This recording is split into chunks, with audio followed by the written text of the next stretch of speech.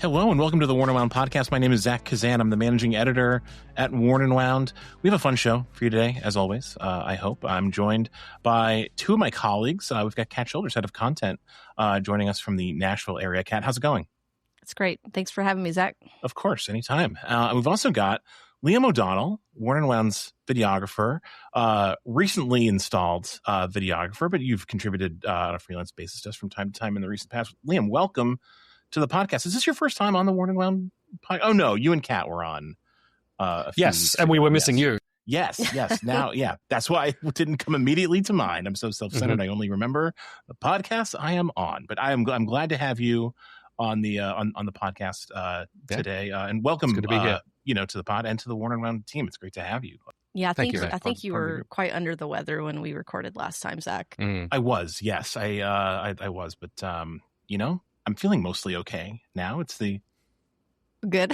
Yeah, I think so. We have an interesting topic today. I thought it'd be fun to kind of talk about the idea of a one watch collection and to get your guys' takes on sort of like the philosophy of a one watch collection, how you would choose a single watch, what your thought process is behind that. And I also kind of want to take your temperature and see if it's a realistic option for either of you. I think that's something that those of us who are employed in the watch industry sometimes wonder about and maybe even fantasize about a one watch collection. It seems like an exotic thing sometimes just to have a single watch.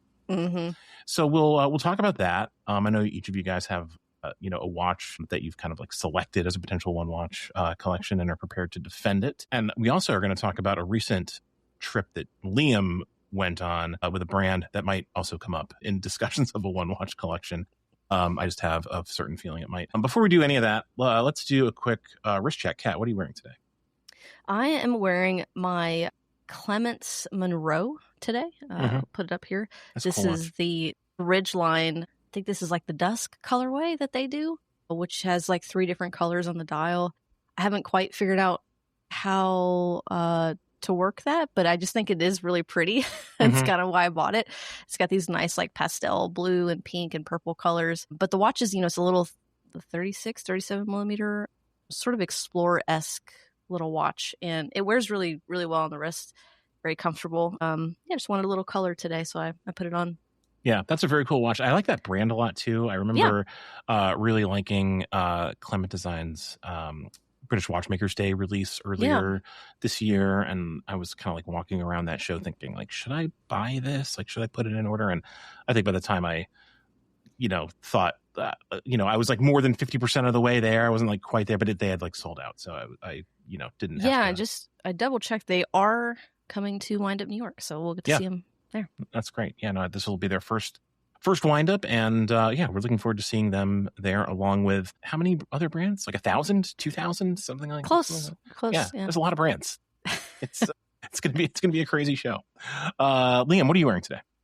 So I'm wearing the watch I will be discussing and fighting for in this discussion of one watch collection, but it is the Tudor Pelagos. Tudor Pelagos. This is the earlier first edition with the ETA movement inside. So I won't get too much into all the specs because I will be talking about that momentarily, but that is the watch. It is the OG. Back in 2012, I believe, is roughly when this came out.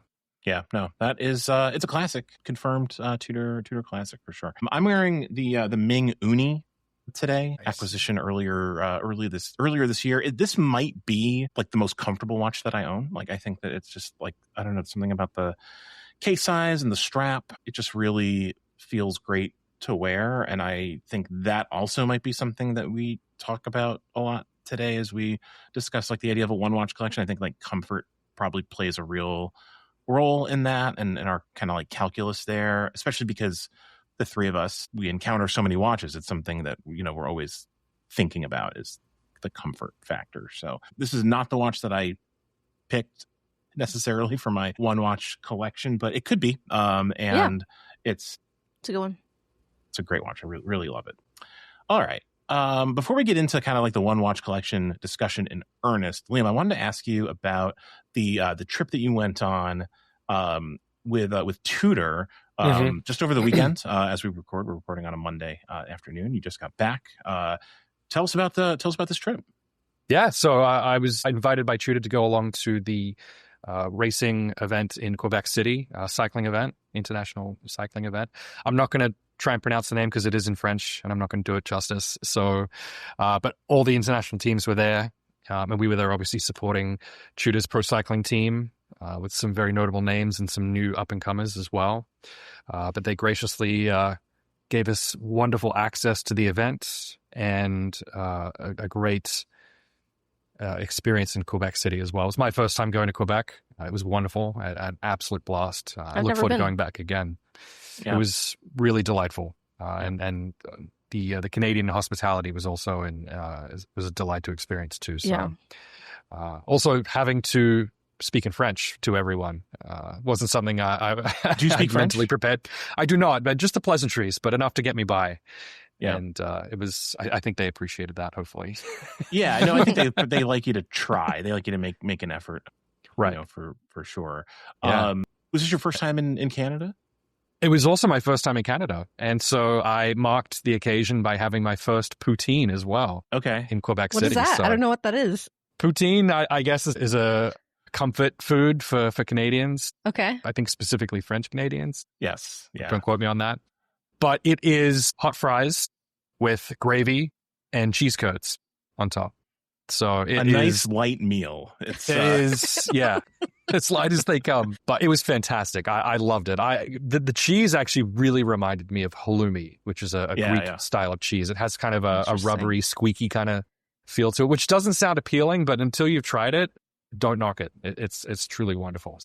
Yeah, poutine is great. So I live in New Hampshire. Obviously, we border Canada. There's a lot of kind of like French Canadian sort of like heritage and little pockets of New Hampshire, particularly in Manchester, New Hampshire. There's a sort of like French Canadian kind of like part of town. Like poutine is like, it's not the same necessarily here, but like I was exposed to it from like a young age, and it's fantastic. Poutine, I highly recommend folks just drench your fries in gravy and cheese curds. Why not? Yeah, I just saw it looking at a photo of it. This actually looks pretty good. It's awesome. Yeah. You gotta try it. Certainly one of Canada's greatest cultural exports. Poutine, Neil Young, there's some others, but those are the two that immediately come to mind for me. How was the cycling? So you told me that there was originally some cycling plan, like you were going to do some cycling, and that got called off, but you were able to watch some professional cycling. How was that? It was amazing. It was such a incredible spectacle to see the organization, the atmosphere. There's just such a love and a passion for cycling in Canada, and specifically Quebec as well. Everyone was out on the side of the road, wherever it was, sort of coming through their part of town, out cheering. Kids were off from school, all along the sidelines. So it had a really wonderful sort of community feel to it as well. Everyone was out there.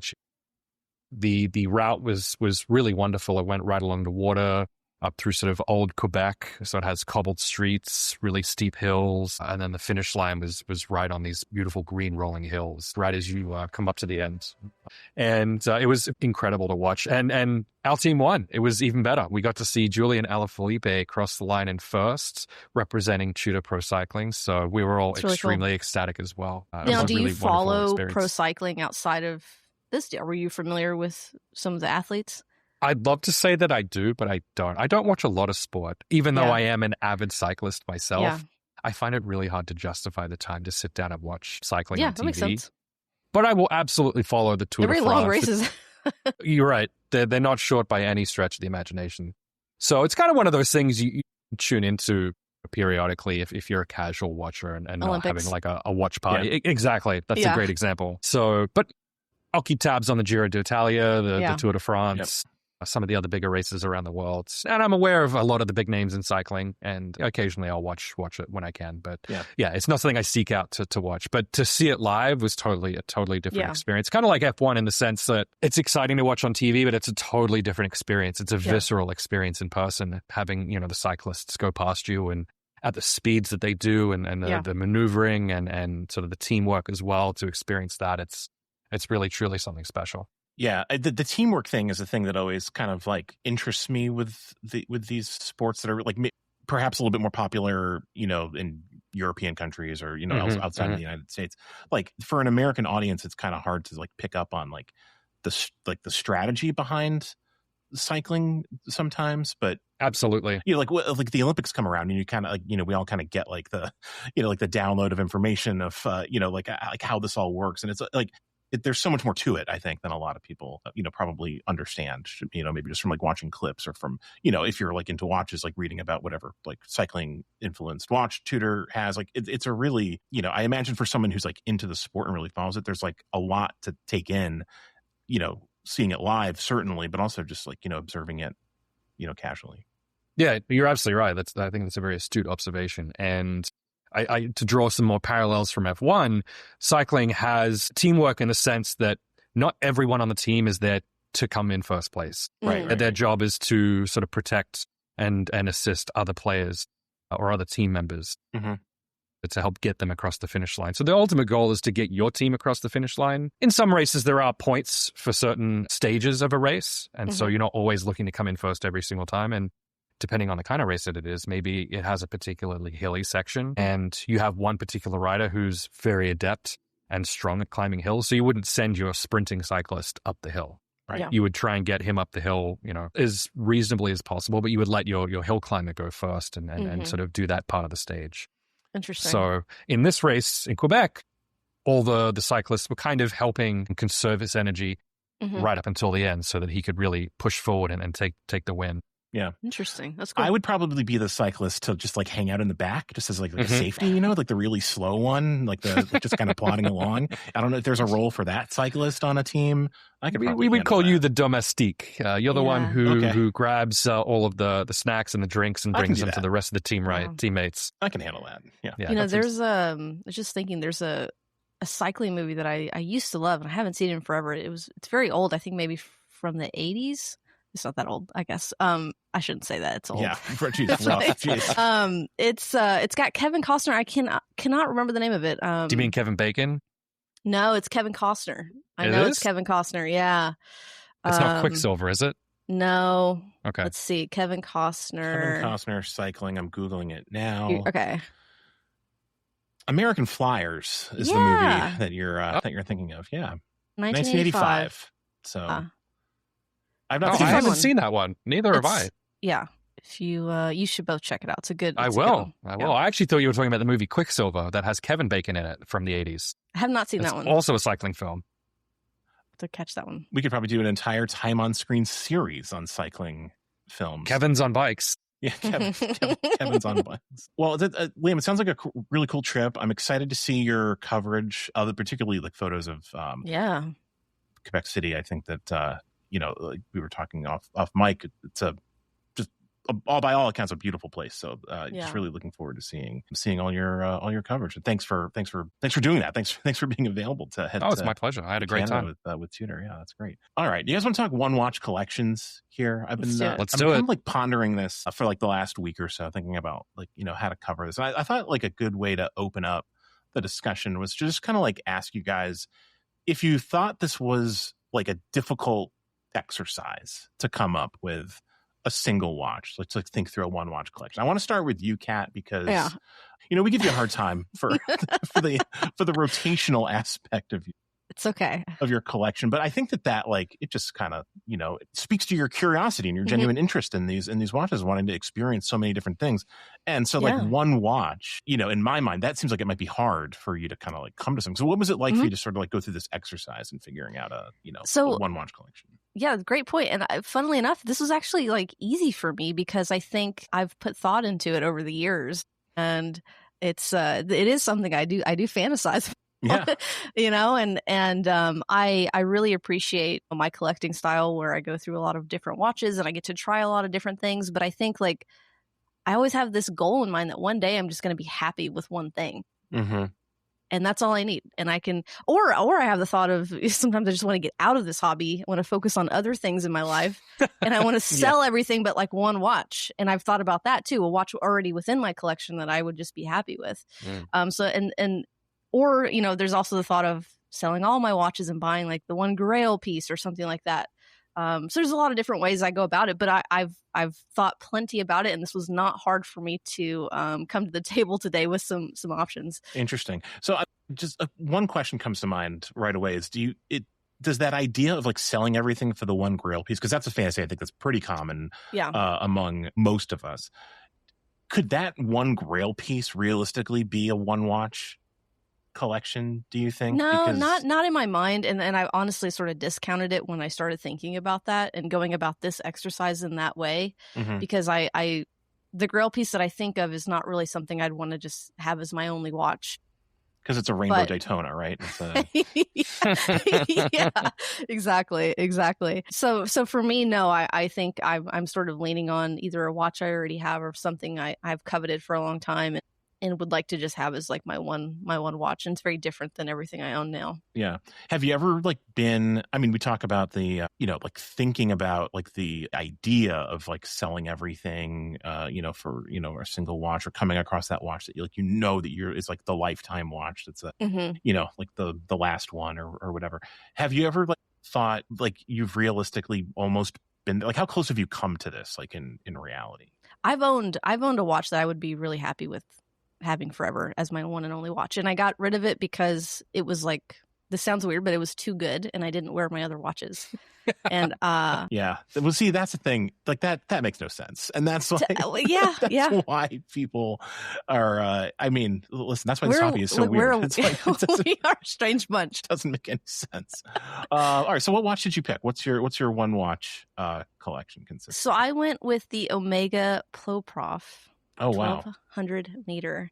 Yeah. Oh, wow. So this is a watch that I have thought about for so long, and I have never really pulled the trigger on it. And there's always just been other watches that have come in and out of my collection. It's obviously sort of a triggering watch for a lot of people, as it's big, it's large, huge, it's the kind of watch that people are going to notice on your wrist. It doesn't go unnoticed. Over the years, I've learned that I don't need a dress watch. I don't need something that's dainty. I rarely dress up for my job. I'm very casual 99% of the time. And so I feel like I could really live with a watch like this. And it's the kind of watch that I feel if I were to just have one watch for the rest of my life, I want something that people see and they think of me in that watch. And it's very identifiable. And I think like that could be the watch. And like if I have kids down the road, they would just be like, my mom wore the strangest watch growing up. And just people would think of me wearing this piece. And I feel like I would almost want it to be like a statement piece in a way that's very different. And this watch is obviously capable. I do a lot of outdoor activities and camping and things like that. And this watch would just be perfect with my lifestyle. And I haven't owned it, and I'm not that I'm scared to own it. I probably will at some point. You've never owned a Ploprof? Oh, no. For some reason I thought you had, but okay. So yeah. I really haven't had a lot of hands-on time with it until this year in San Francisco. I got to try one on and was like, I took a video of it, and I look at that video all the time on my phone. It's like, oh man, I could pull this off. It's big, but I could pull it off. Would you go for the titanium one or because there's a steel and a titanium in the catalog? Yeah, right now, I'm crazy. I would go for the steel. Yeah. On the mesh bracelet? On the mesh. Yeah, I like the mesh. As heavy as possible. Okay. Why would you choose stainless steel over titanium? I have come around to titanium quite a bit, but it's still not my preference over steel. I like the way steel feels just better. Yep. Yeah. It's just even though that watch is so big? Yeah. I've never gotten rid of a watch because it's too heavy. And I've had some big heavy hitters. I've had like a Speedmaster Mark II and some other quite large watches, and Tudor chronograph that's big and bulky and heavy. And I've never gotten rid of a watch because of its weight. I've never found it cumbersome. But I think that watch on a rubber or the mesh looks great. And I think I would lean towards the steel. Yeah. I think it's a really interesting choice. It really it is a really interesting choice. Fascinating kind of like thought process behind that. So first of all, I want to ask, what was the one, I have so many questions. What was the watch that you owned that was too good that you so that was the modern day Rolex Submariner no date. Okay. I owned that watch for maybe a couple years, and I really just didn't want to wear anything else when I had that watch. It kind of like ruined, I don't want to say this like ruined the hobby, but I got rid of it to try other watches, and I always thought I can come back to that later on because it is truly, I think a Rolex sub no date is like one of the most perfect watches, like dive watches there are. And yeah, the watch was just like insanely good. And I just didn't want to wear my other watches at the time. And I like cycling through other watches throughout the week. I change my watch in the middle of the day sometimes. Same. And so I like to experience other things, but that certainly could be definitely a contender for a one watch collection. And, something I thought about is a lot of people may approach this question like, what's the watch that I can have that does it all if I'm going to have the one watch? And I just I didn't want to approach it that way. I wanted a watch that could really speak to me and my personality and who I am and sort of reflect that a little bit more rather than a piece that just could do all the things I needed to do. Right. Yeah. It's a very poignant way to think about it. I think normal people who are not in the watch industry or enthusiasts, they go to buy a watch, and if they're spending this amount of money, they want a really cool watch that they like. Right. They're not thinking, oh, I need a dress watch and a sport watch and a chronograph and all this in one piece, which I think we as enthusiasts often try to do with a lot of our justifications. Yeah, for sure. I really love the point you made about a watch that's distinctive and for to you and an extension of your personality, and a watch that is identifiably you, and the one that future children might say this is the watch I associate with this with this with a parent or and I've heard Zach Weiss talk about this also.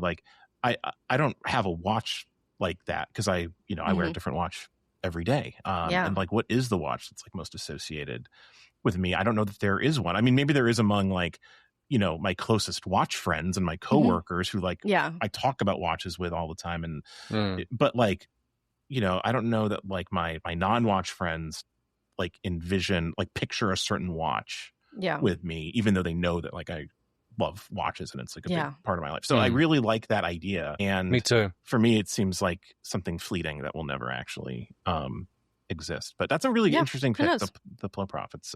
Thanks. Yeah, no, very, very cool pick. Liam, you've already told us your pick. It's the Tudor Pelagos, the original Pelagos. The OG. What was this process like for you? Was this a tough process? Did you land on the Pelagos right away? And how close have you been to being a one watch person at any point in time? Yeah. So the process of selecting this one was rather quick. I kind of flicked through all the watches that I had. I have probably 20 or 30 at this point. And, kind of like baseball cards. I was like, yep, nah, yep. So I kind of whittled it down just kind of one by one. But I'm a very pragmatic person at heart. I'm a very practical person for the most part, almost to a fault. So landing on the Tudor Pelagos for me was a matter of practicality. And after hearing you, Kat, speak about sort of yours in more of a personality-driven way, I wish I had thought about it in that sense. And I think I will from now on. I think that's such a cool concept, almost like a cologne when people become, when you know someone by their cologne or their perfume or something. So I'm going to be thinking on that, for better or for worse, exactly. So I'm going to be thinking about that. I think, the next time we speak about this, I might have something like that in mind. But I hope to get there at some point because I think that's a really cool concept. So I picked the Tudor Pelagos because for me, it does all the things. Like you were saying before, it's durable, it's functional. I thought about serviceability as well. It being an ETA movement, you're not locked into just Tudor servicing the watch. And that's something I often think about with car manufacturers these days, with so many cars now you can only go through one specific brand or one specific service model. And so they control the price, they control what you get charged, how often you get it serviced, that kind of thing. And so to me, it's kind of a scary thought. It's I'd rather have, some market competition for getting a watch serviced or convenience. Yeah. Some brands you have to wait months and months and months for stuff to get serviced. Whereas an ETA movement, I know 30 watchmakers here in New York who could service this watch tomorrow, and I wouldn't have to wait for it to come back. So I think in that way, it's very practical. I think it being titanium, it's very comfortable for how large the watch is. I feel like titanium has this kind of warmth to it that stainless steel does not. I think it feels very homogeneous in that way, from skin to metal. I don't know if you guys ever felt that with a titanium watch, but I feel like it adjusts to your skin temperature very quickly. It definitely has a different feel than steel. I think that's probably the right way to characterize it. I haven't really, put like quite that much thought into it, but I've heard that before. And yeah, it definitely, like, you can tell, like, if you're blindfolded, like, you could probably tell, you know, besides just the weight, if you have like a steel or titanium watch on. For sure. Definitely. I agree. I think it also has, in terms of its bracelet and clasp design, it's probably best in class, I would argue. Like, it is one of the best bracelets, bar none, especially so for the price that you pay to buy a Tudor Pelagos. Both this ETA model and the current one, and iterations of it as well, with the pro models and stuff like that. Honestly, it's one of the best bracelets I've ever tried on. And so that leads me to like value and affordability. Like, affordable in the sense that it's not cheap, but because of what you get for the price. You know, you get a titanium watch, a really high quality titanium. It's 500 meters water resistant. It's a serviceable ETA movement. It's not an in-house movement. So you're not paying like in-house prices and service costs. You know, you've got an industry-leading clasp design that is highly robust, that will almost never break. Yeah. And, you know, compared to like a Submariner or a Seamaster, it delivers equal or greater like value and specs at a significantly less cost. Totally. So, yeah. You know, I think to me, that's where the value proposition for the Pelagos is. Yeah, absolutely. My only gripe is that it has a small power reserve. And that's probably the only letdown for this watch. Well, but if it's your only watch and you're wearing it, you know, every day, I would imagine. Good point. Does that even that's a good point. come into the equation? If it's a one watch collection, then no, it does not. And that's a great point. I didn't think about that. Yeah. I love the Tudor Pelagos. I've owned a couple of Tudor Pelagos over the years, and it's not a watch like for me to own, but I really like, it's easy to appreciate as like an object, and like it's like a super high quality watch. I found another Tudor. Maybe we'll talk about it that I I think I prefer over the Pelagos. But yeah, it's hard to argue with, like, you know, a watch like that and that style is sort of like a one watch daily driver that you can just wear forever and ever. And I like that you picked the original, the ETA version, you know, for all the practical reasons. Also, it's like, it's a little bit thinner than the subsequent versions with the manufacturer movement. It just has like a certain charm to it, I think. And sorry, Kate, you go ahead. No, go ahead, Liam. I just want to say the last thing that I think is a little more nuanced, but anyone who knows me knows that I love this kind of stuff, is its haptic feedback. The bezel and clasp, to me, has just such an enjoyable response instead of that tactile feedback. We're all mechanical keyboard enthusiasts, so I think this plays into that enjoyment for things that give you really interesting and, for lack of a better word, pleasurable kind of like haptic feedback. I think it 100% takes the industrial design of an object from here to here. And I think the bezel feedback, the detent that you get in the bezel for the Tudor Pelagos, is the best in any watch I've ever handled. And I've handled a lot of watches, and it has the best. Yeah. No, I love that. The haptic feedback thing is like such a cool like aspect of like the Tudor Pelagos and other watches kind of like in that class, that it's hard to convey that to someone who isn't like interested in watches. You try to describe that like sort of like bank vault feel of you know, like a clasp closing or a bezel turning. Well, I mean, it's a huge reason I the only reason, but a reason that I chose the Ploprof too, because that mechanism where you're pushing down the pusher and then you're moving the bezel is so fun to mess with. And then the metal seatbelt mesh that they use, it kind of comes together like an airplane seatbelt almost, and locks in. It's like the feeling of both of those is really, really great. And incredible. So nerdy on this stuff. But Liam, to your point, you know, you said that you didn't pick sort of how I did in sort of personality driven way, but I do think that when I think of you, I think of the Pelagos. I think of that black one because at least in my time working with you, you wore that watch a lot. And I felt it was like very in your sort of DNA and your personality. And so, and while that wasn't your goal, I certainly think that many people might think of that watch when they, you know, think about you already. Oh, that's cool. I appreciate you saying that. Yeah. How long have you owned this, the Pelagos?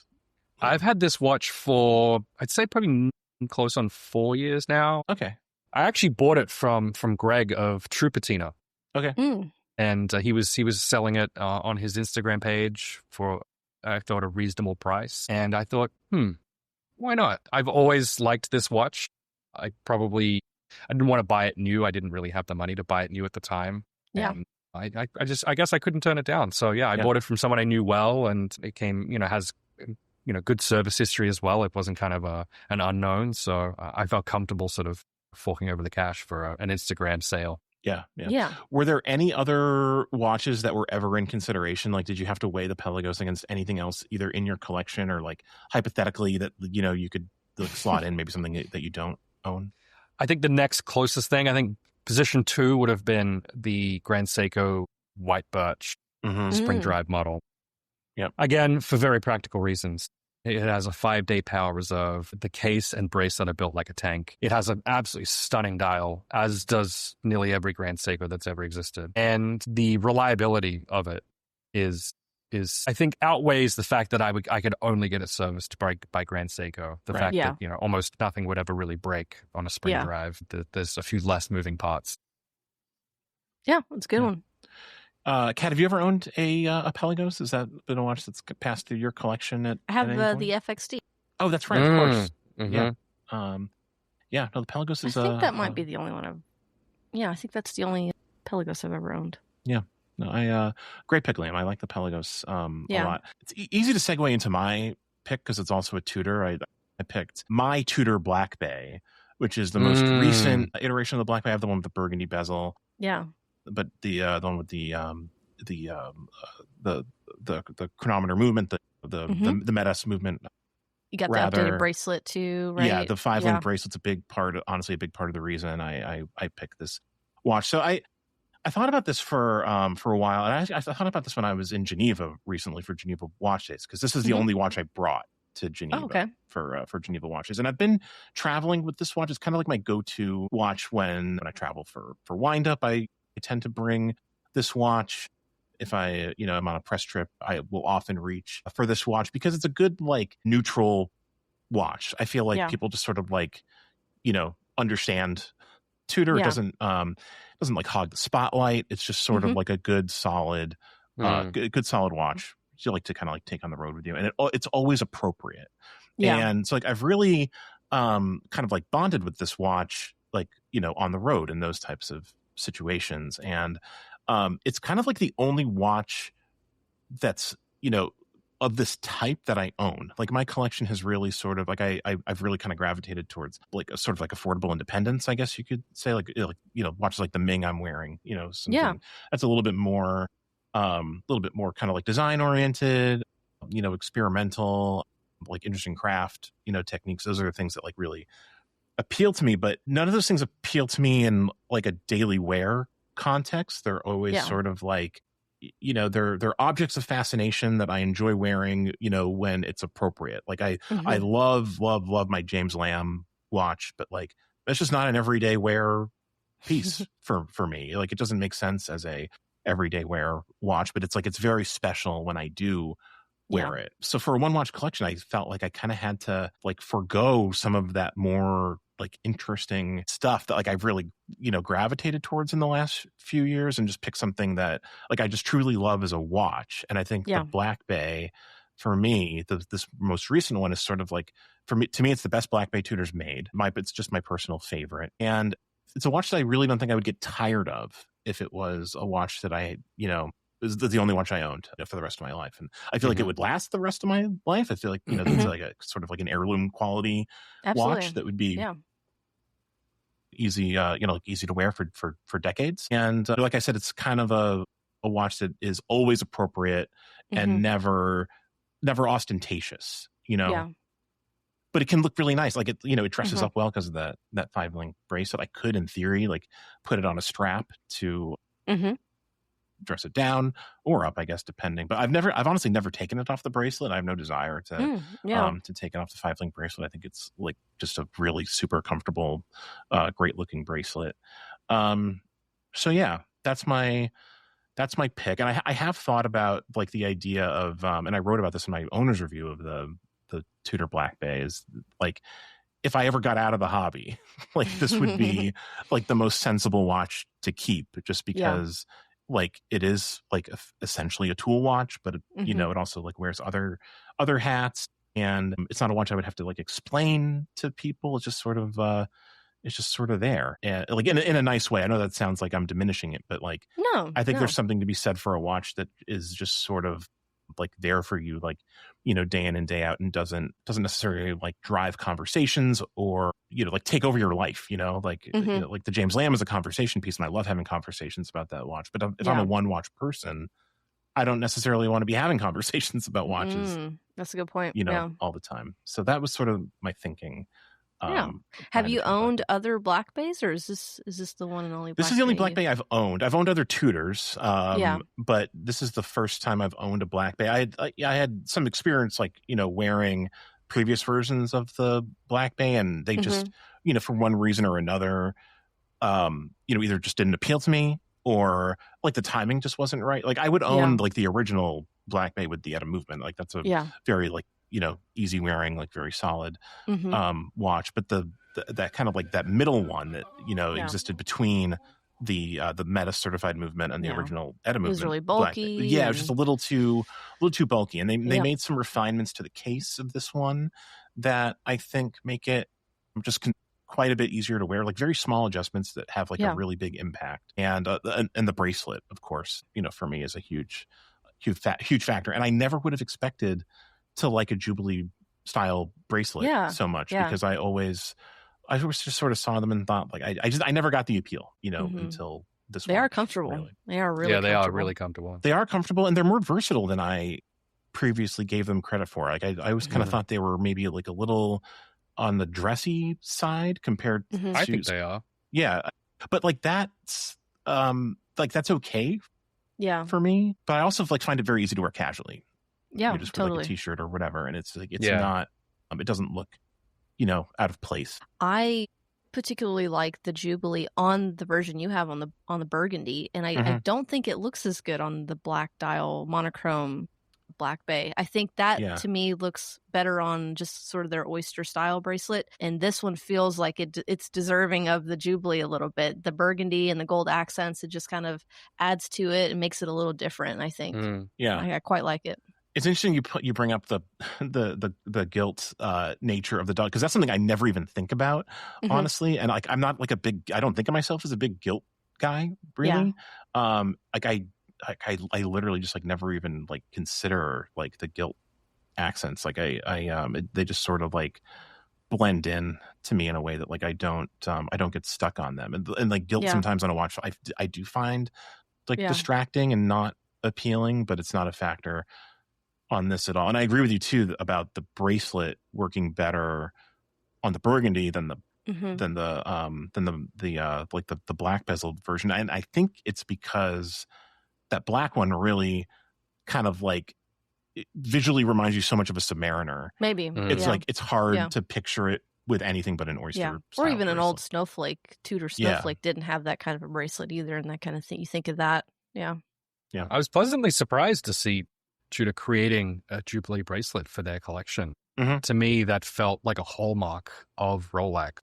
In my opinion, I feel like Rolex, well, specifically Tudor, has been very careful to design their watches in such a way that they don't feel like a sort of a clone of a Rolex, and is by way of that sort of cannibalize that product segment. I feel like if a Tudor looks too much like a Rolex, then why ever buy a Rolex kind of thing. And so I feel like they were very careful in designing Tudor's watches to not sort of cannibalize Rolex's sort of image. So the fact that they went and made a Jubilee bracelet to me is it's very surprising, though I'm happy that they did.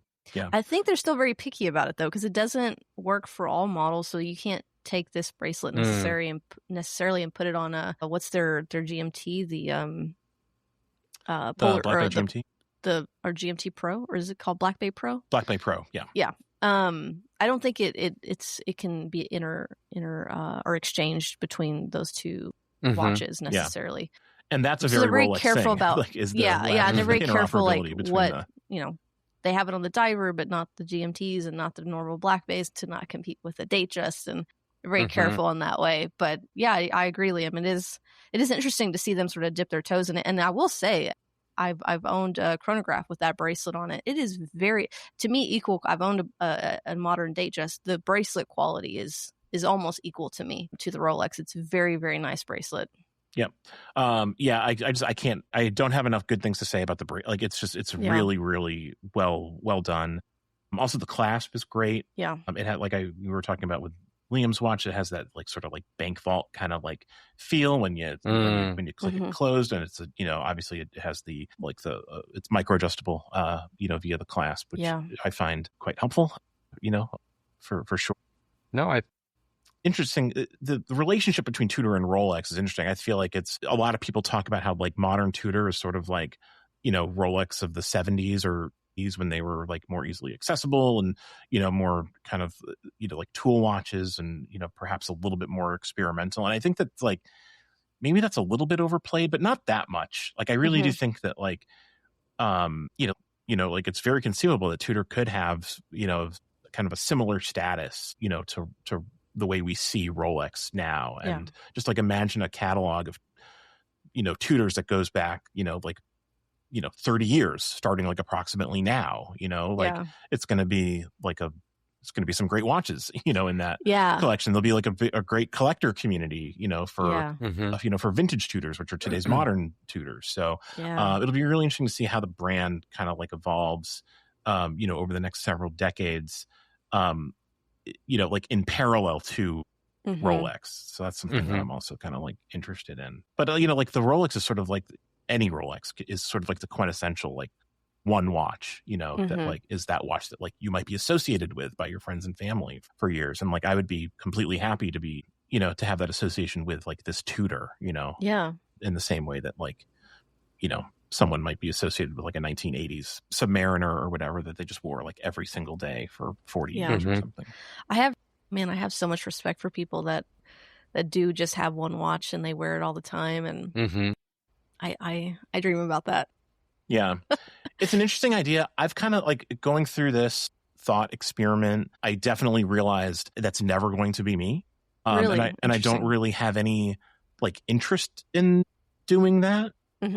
Mainly because I would never want to give up, watches like my Ming or the James Lamb or, the Arcanauts or like any number of other like, weird watches that I love that like wouldn't make sense as a one watch, collection in my mind. But it's a fun thought experiment. I just know with a certain degree of certainty that I just like couldn't. I'm the same as you. Yeah. After going through this, I decided that one watch just wouldn't work for me. Like, to me, as I've spoken to you, Kat, about that, my watches are usually tied to an event or some sort of experience. And so a lot of them have a lot of sentimental value. And so getting rid of them is just really not an option. Yeah. It's tough. It's really tough. Yeah. Mine are typically not tied to events or have sentimental value because I have no real sentiment. That's just these are just things, but they're things I really love and things I enjoy.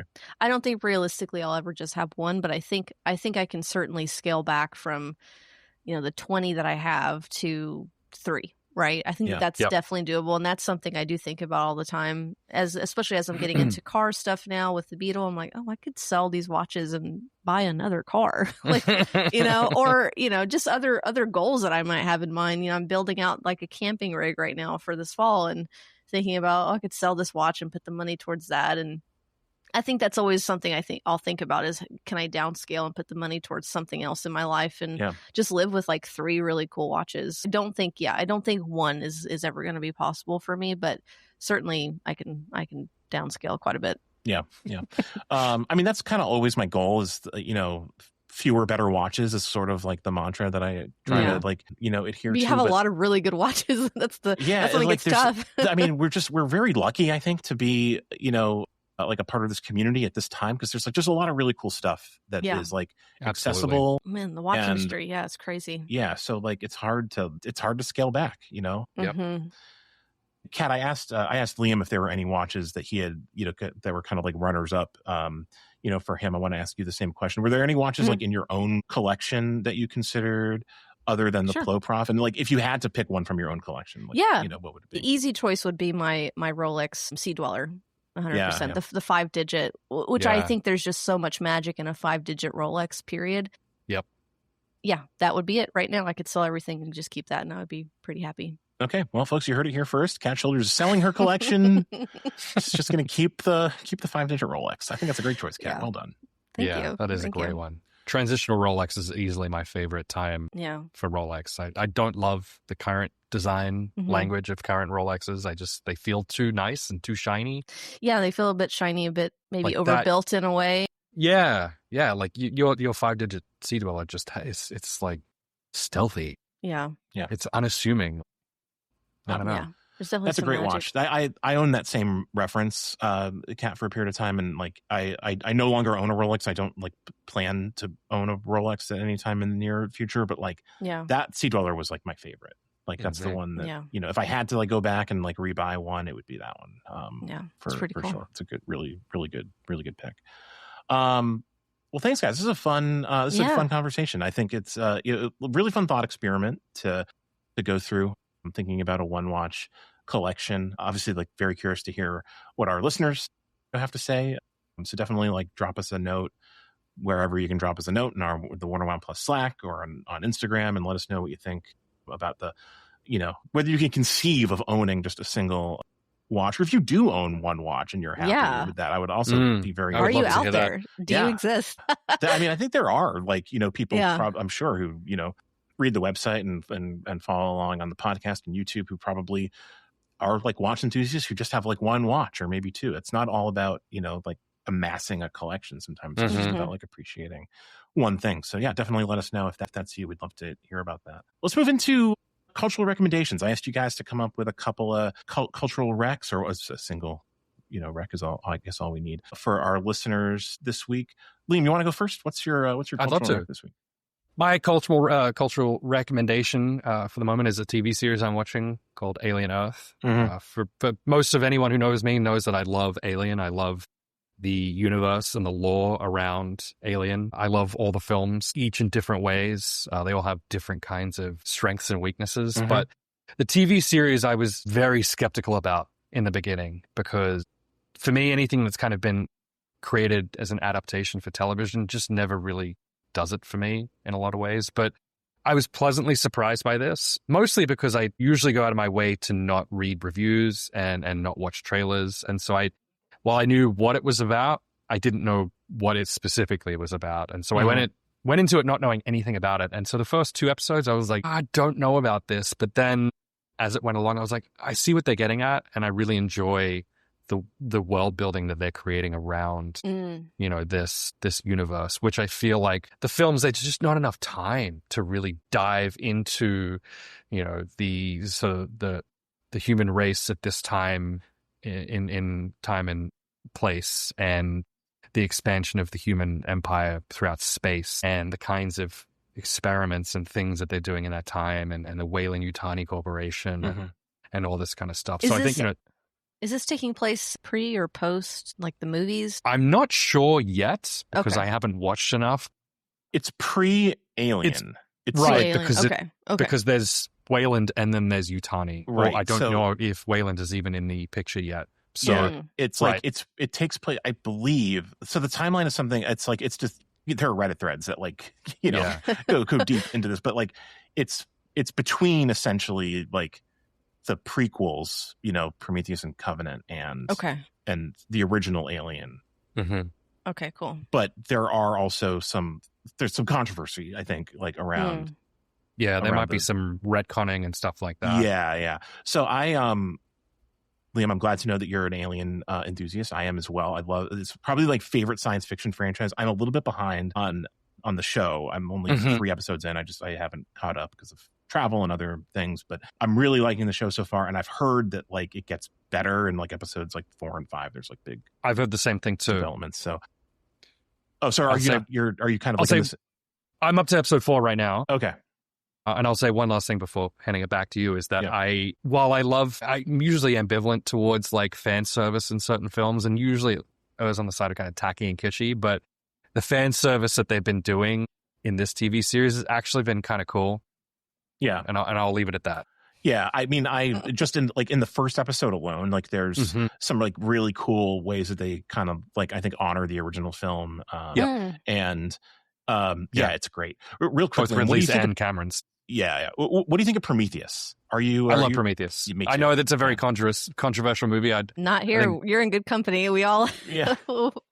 I was obsessed with Prometheus. I thought it was same. one of the best like adaptations and world building of. To me, it really felt true to sort of both Ridley's original and Cameron's second film. I feel like it really was a beautiful melding of the two kinds of designs of the film or the storytelling. And I thought the character development was awesome. And it had a great kind of horror aspect to it and existential dread. I thought was also really well built into it. Yeah. So agreed. Big fan.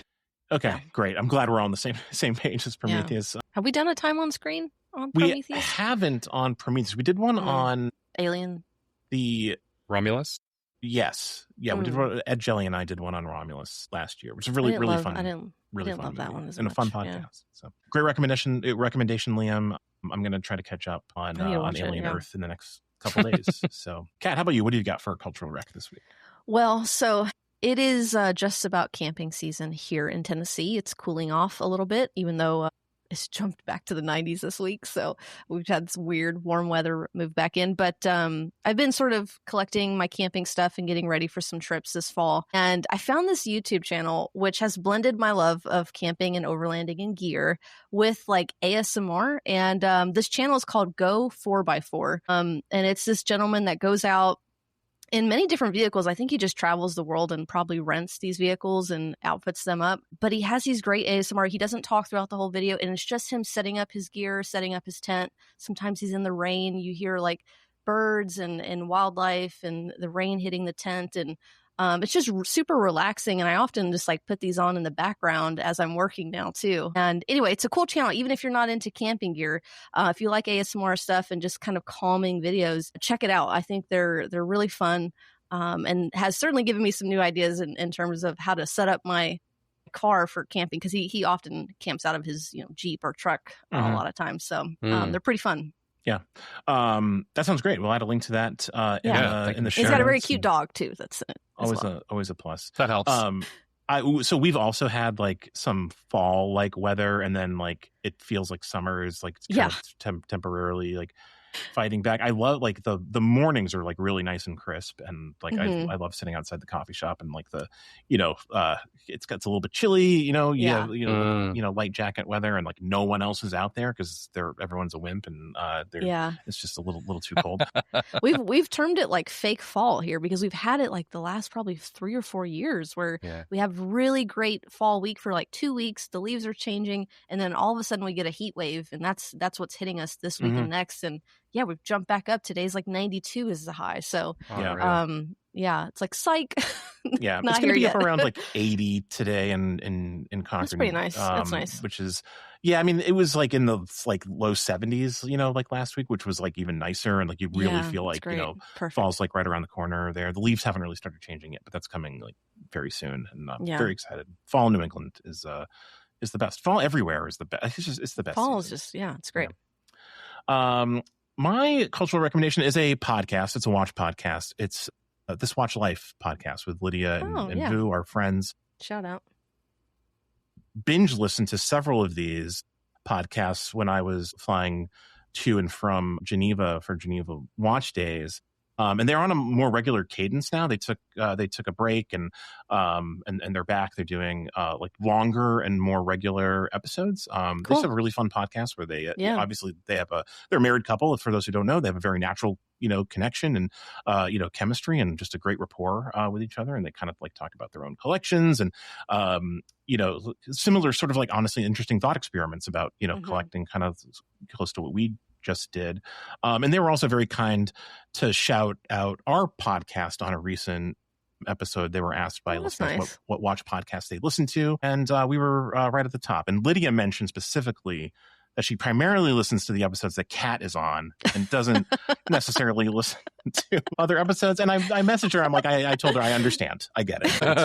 Totally that's sweet. That's really sweet, though. So shout out to Lydia and Vu. We'll have to let her know I'm on this episode. Yeah, no, well, she's listening to it right now, probably. So they're the best. And they're the best. You should be listening to their podcast if you're not. It's and great photographers, both of them, too. Absolutely. Yeah, go follow them. We'll add links to the podcast and their watch-related Instagram accounts in the show notes for sure. I think that does it. Yeah. Thanks, guys. This has been fun. This is really fun. Zach. Yeah, fun episode. thank you all for listening. And as always, we appreciate it. And we will see you next week for an all-new episode of the Warner Wound podcast. Until then, take care.